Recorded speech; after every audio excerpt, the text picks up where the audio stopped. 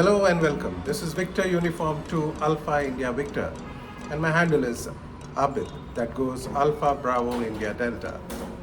In this video, we shall talk about some of the most commonly found features in handies and in base stations. So let's quickly go through some of the abbreviations or Hamspeak or Hamtalk that we come across. The first and foremost one would be HT. Now, what is HT? HT means a handheld transreceiver. Of course, it's a mouthful. You cannot keep saying handheld transreceivers. So, an abbreviation like HT makes a lot of sense. But we hams, we love to use our jargon so often that even HT may sound a little bit outdated to us. So, for us, a simple handy would be good enough. As you can see, it's a handful.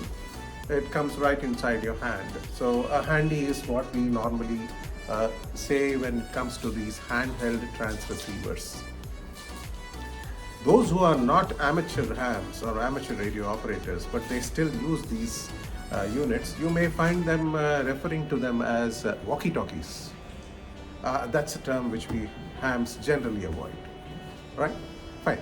That said, let's move on quickly to another very popular acronym that you will find, that is the PTT.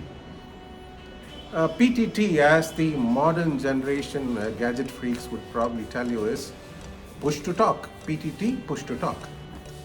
But for hams, it simply means push to transmit. Now, you may hold on to this handy and talk for whatever time you want to, but I will not be able to hear you at all because you are not transmitting, you're only talking.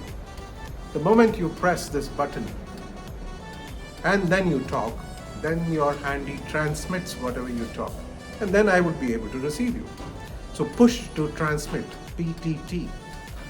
Once you release the PTT button, the handy goes back to its default mode of receiving. And then next time again you want to talk and transmit, you push the button. It is PTT, push to transmit. That's very good. But of late you will find a lot of us have become very lazy, and we want things to be done at a command whenever we speak, voice command or voice prompts. Well, many of the units feature this function as well, which is also called as VOX or Voice Operated Transmission, VOX. What does it mean? It simply means that your unit catches on to whatever sounds it can detect and simply starts transmitting. Well, the advantages are that you need not push a button physically. You can only speak. You only need to speak and the radio starts to transmit. The disadvantage obviously is that it can pick up any sound. If you are in a noisy environment, or if there is some other equipment running nearby which is making noise, or even the simple chirps and squeaks of birds and insects or whatever can be caught on by your unit. Of course, there is a sensitivity setting provided which you can tweak to make sure that only your voice is caught and only that is transmitted. Nevertheless, it requires a lot of tweaking, and in my view, it's not a very comfortable way to use the unit, and you will find invariably some noise accompanies the transmission no matter what you do. So a simpler solution is PTT, push to transmit. Let's talk about another feature that you may find on your units, and that is termed as VFO. VFO in technical terms means variable frequency oscillator. VFO and variable frequency oscillator typically generates your IF, that is the intermediate frequency, for the frequency that you transmit or you receive. Well, that is technically speaking. But for an operator, a simple way to understand VFO is to term it as variable frequency operation. Now, let me put it in another perspective. just as you have your mobile phone, in your mobile phone there are two ways you can make a call. One is you have a dialer, which gives you the option of dialing a number. The other one is that you have already stored certain numbers in the memory under certain names. So all you have to do is go to your contact list or a phone book and select the name and then make a call. So the number associated with the name is already stored in it. So those are the two ways you can make a call with your mobile phone. Similarly, in a handheld transreceiver or a base rig like the one you see behind me here, you can operate it in two ways. Simply put, you can either use a frequency mode of operation or you can put it into a channel mode of operation. So frequency mode and channel mode are the two modes of operation for any radio unit. In a frequency mode, you have the option to feed in the frequency that you want to work on, either transmit or receive. In the channel mode, which is also referred to as the memory mode, you would have already chosen a particular frequency, saved it in one particular channel of the unit under a particular name in its memory. So you may have multiple channels with its individual frequencies stored in the memory of your unit. And that's what the memory mode or channel mode refers to. You need not press and push the buttons in order to get the frequency which you want to work on. All you need to do is select the particular channel within the memory and you can start operating. The frequency mode, on the other hand, gives you a large number of options. First is you can adjust, alter, change the incoming and outgoing frequencies. You can change the band, you can change the bandwidth, and so on and so forth. You can use it to select the memory channels, you can use it to save the frequencies into the various memory channels, etc. So these are the two modes of operation, the frequency mode and the channel mode. And that is found in almost all the rigs that you have in the amateur world. So the next term we are going to talk about is DTMF. DTMF means dual tone multi-frequency. What does this mean? Well, if you remember, in those days you had the push button type telephones. So all you had to do when you were dialing a number was lift the receiver and push the numbers on the keypad. And when you did that, you would hear some beeps. That is what DTMF refers to. The sounds that those numbers make, these are tones which were generated. Now these tones were sent on the same channel that the telephone was. The telephone had a single voice channel running through, and these tones were sent on the same voice channel. And at the other end, probably at the exchange, you would have a unit which would receive these tones and decode them and then further on process it, etc. This is a very good method to, first of all, of course, use a dialer for making phone calls, and secondly, for some sort of a signaling system, you could use it.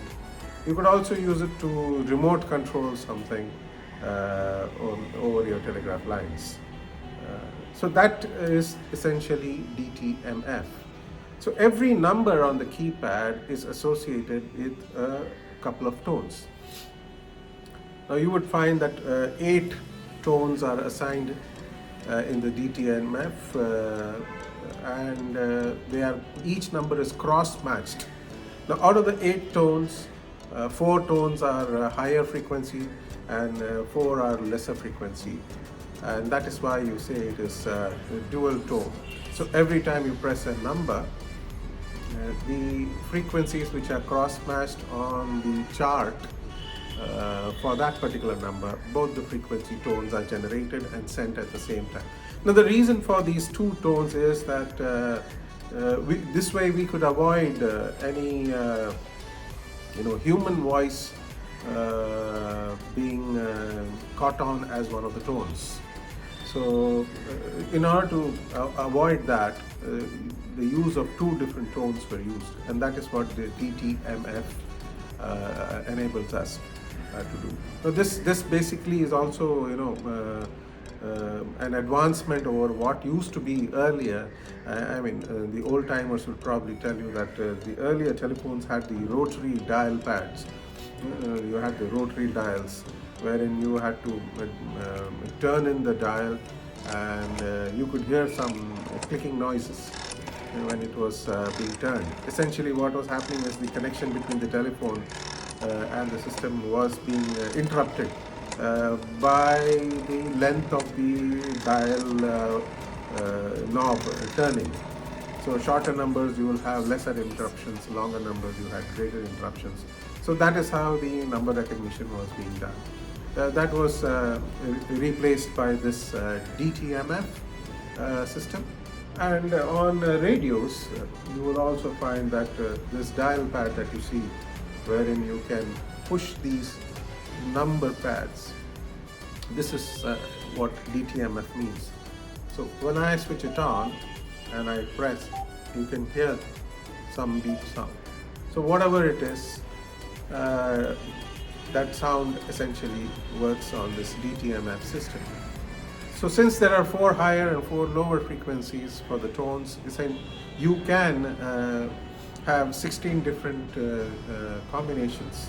So that is what you will find here, 16 keys assigned for the DTMF system. On your regular push button telephones, you would not find 16, you would probably find 12 keys. The letters keys were not used in those telephones, but only 12 keys were used, 0 to 9, and then you had the asterisk and the hash or the pound key. In radios, you have all the 16 keys having its individual functions. The DTMF also, when introduced, it was called as the touch tone. So you had touch tone telephones which were very popular those days. So the next term we are going to be talking about is Squelch. How do you understand Squelch? The simplest way to describe Squelch is to choke or to mute. So if you are squelching your radio, you're basically muting the radio, and that is just about as simple as it can get. Now when you turn on your radio for the first time, you will hear this, and that is a noise that you normally hear. This noise is often called as white noise, and this is not desirable at all. We need to extract the audio signal which comes through breaking from this white noise. Sometimes the signal is quite weak, and therein lies the beauty of ham radio, that we try to focus and extract the weakest of signals. Possibly it could be a very distant signal. So how do we do that? Very simple. A squelch function is provided. A squelch circuit on your radio unit does precisely this. If you open your squelch, that means you allow all signals to come in, which includes a considerable amount of noise. Then you close the squelch slowly till at a certain point the weakest signal comes through, and then the squelch can be cut off. If that signal has sufficient strength, then you will be able to hear it quite audibly. So this squelch setting is either fixed or adjustable, and that can be done through the function buttons which are provided on your handy. Now by setting the squelch at a particular level, what you are actually doing is, the incoming noise has a high frequency noise, and the voltage of that noise is matched with the voltage of the squelch setting. It's like doing an approximation on the kind of signal that you are receiving. It's a test for signal quality, essentially. How much of signal is there in the noise? It's a signal to noise ratio in a way. So this is how it is determined. So if the threshold level is set at a particular set point, and if your signal does not have the strength to break through that, then you will not listen, you will not be able to hear the audio at all. So that doesn't mean that you raise the setting. If that is the case, then you will never be able to hear any weak signals at all. The incoming audio signal has to have sufficient strength of power behind it in order to match up to your Squelch setting. So that is not what we do, and we try to keep it at minimum. Most of the time you will find that handies come preset at Squelch level of 5. Of course, you can always reset it to your liking, depending on what sort of signals you are getting in your area where you're operating in. I like to keep it at 5 and then adjust it accordingly. So that is a very simplistic way of putting across the meaning of Squelch. The Squelch essentially is of two types. One is called as the carrier Squelch or the noise Squelch. The other is the tone Squelch.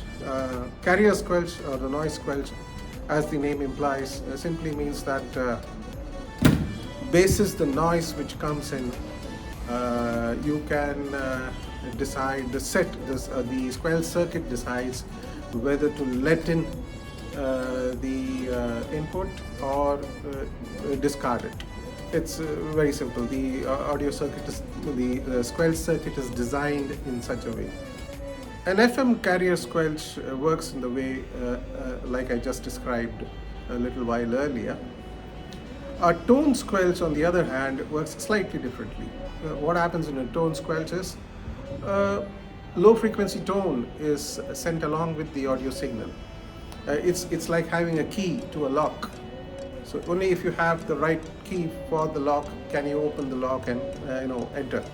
So similarly, if your receiver is having that particular tone, then you can catch that signal properly. Otherwise, you cannot. So it chooses which station to get in contact with. So that's what this tone tone Squelch is all about. And this tone Squelch is further divided into 2, 3, 4 types actually. The first type is obviously the what is most commonly called as the CTCSS, or continuously tone coded Squelch system. Continuously tone coded. So there is a code which accompanies the audio signal, and that is continuous. It's a low frequency or sub-audible tone which comes along with the audio signal. If your receiver is set with that particular code, then you will be able to receive the signal, or else you cannot. And this is the most common system that is followed, a continuous tone coded Squelch. Basis this, there is another kind of Squelch system which is called as selective calling, or SelCal. SelCal typically gives a 5-point burst of a low audible tone. Now this is used in certain parts of the world where this feature is quite useful in their applications. Not everywhere. In the repeater that you are accessing, probably you will have just the CTCSS. Okay. Since the world has gone from analog to digital, you will find that this tone coding Squelch has undergone a digital transformation as well. So now you have something called as DCS, which is a digital coded Squelch. A DCS basically does not have any tone in it. It is basically a bit stream which is superimposed on the audio signal, which gets decoded in your unit. So that's about it. There's nothing fancy otherwise. What is the last type is something which is very new, which is called XTCSS. I really do not know much about it because I haven't come across any of my handy or rigs which have this kind of system. The CTCSS is also called as a private line or PL system since the time Motorola introduced it in the first place. The DCS system is therefore called as the digital private line or DPL. The next thing that we will know is the two terms. One is simplex, the other is duplex. Now when you're talking to another person, let's say I am having a handy, he's having a handy, he or she is having a handy, and we are talking one-on-one on one particular frequency, which means that I am transmitting on one frequency, he is receiving me on the same frequency. That person is transmitting on that frequency, I am receiving it on the same frequency. So it's a single frequency use, it's therefore called as a simplex mode. Now when you are operating through a repeater, you are connected to a large number of people who are also connected through the repeater. Now in such a case, when you transmit on a particular frequency, the repeater receives it on that frequency, but it cannot transmit again on the same frequency because there will be a clash between the transmitted frequency and the receiving frequency.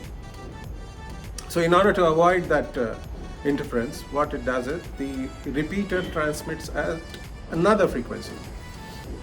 So if you are on the other side, then you would have to set your handy to a receiving frequency which is different from your transmitting frequency.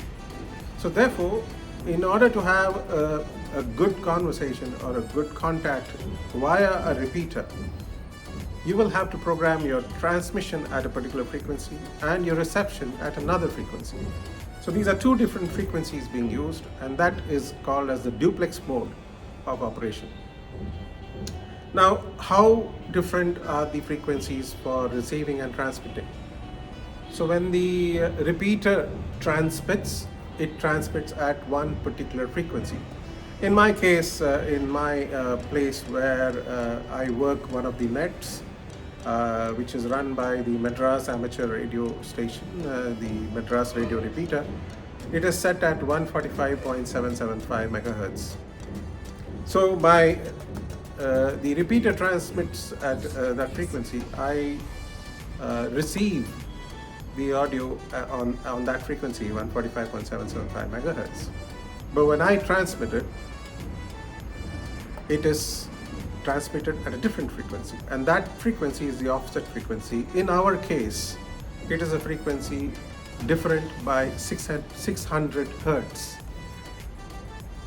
Now, this frequency of 600 hertz, this offset of 600 hertz can either be lesser than the transmit frequency or higher than the transmit frequency. By and large, it is lesser, so we call it a negative shift, a negative shift from the transmitted frequency. Most of the time, all over the world, it is standardized. So you will find these offsets are mostly negative. Again, you will find all these offsets are also standardized for the various bands that you are using. For instance, for the 2 meter VHF band, the offset is 600 hertz. Whereas for the UHF band, you will find that the offset is 5 megahertz. So likewise, you will find different offsets for different bands. So that's how it works. You have an offset, you have a negative or positive shift based on the offset, which is then working on your towards your duplex mode to access a repeater or other such networks. And lastly, we come to one term, or rather two terms. One is broadband, the other is narrowband. Now remember this, the VHF is essentially an FM transreceiver. So you have just about all the FM broadcasting channels available here. So all the radio channels which are working on your FM, the TV channels which are working on, which are telecasting on FM, can all be received by this. A narrowband operation typically allows you to do a voice operation or signal operation, whereas a broadband provision allows you to listen to music and your FM stations and so on and so forth, which require a larger bandwidth for transferring the signals. So that is just about the difference between broadband and narrowband, nothing much. Now there are of course many other terms which are involved in amateur radio operation, and also you will find plenty of other features in your rig or unit. In the meantime, do let me know how you liked this particular episode. Put in your comments if you can, any suggestions, improvements, or anything you would particularly like to know, any meaning of any acronym or any term which you find as a typical Hamspeak. Please do write in, post your comments in, and of course if you can, do like, share and follow, and till then, this is Victor Uniform 2 Alpha India Victor signing off.